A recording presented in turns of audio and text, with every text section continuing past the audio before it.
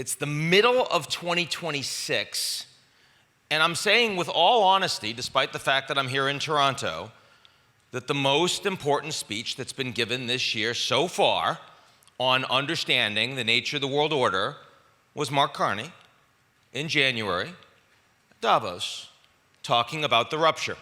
No one else has exceeded that so far. We've been talking about a G0 world since 2012. You have not seen a G7 leader stand on a stage and say, hey, it's a G0. Hey, we are not in the old order we thought we were, and we have to change our strategy and account for that. That's a really big deal. And all of the global leaders at Davos remarked on it at the time, responded to it at the time. 6 months later, has anyone picked up the ball and said, okay, here's now what we're going to do? No. Is there a middle power strategy? Are there a group of countries that are cohering into a stronger collective to ensure that there is a roadmap for what more of a global order would look like? No. The most important rejoinder and response that I've seen to Mark's speech in January came from Xi Jinping in Beijing when he welcomed President Trump just a few weeks ago, when Xi Jinping spoke of a Thucydides trap.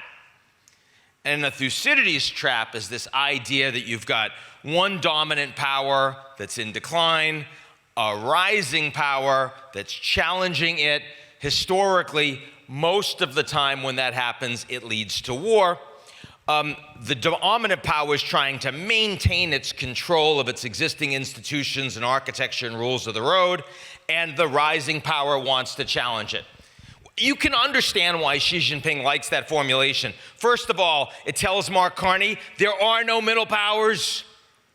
The only countries that matter are right here. It's the United States and China. And by the way, there but for the grace of God, I extemporize somewhat, we would have conflict, but because of the forbearance of the Chinese and our vision, we will not take advantage of this environment the way we might because we don't want war. That's not where we are. China is certainly rising, but they have massive internal challenges right now, and they're not going away. The United States is not declining in most measures of geopolitical power and influence around the world. Not economically, not militarily, not technologically. You could argue American allies have been declining over the last 30 years in productivity, efficiency, and growth. It's a much harder thing to say that the United States is declining. So here I have to disagree with my friend Mark a little bit when he says that the relationship with the United States has become the greatest vulnerability for Canada. And I think the New York speech was very different than that, and in many ways much more constructive, because living next to the strongest economy in the world, the largest economy in the world, despite the risks that are implied from less predictability and less reliability, which are real, you would still choose that than being someplace else. And I think that is something that we've just heard very strongly from both ambassadors, that they agree with, that they're working on, and that's constructive and helpful for everybody in this room.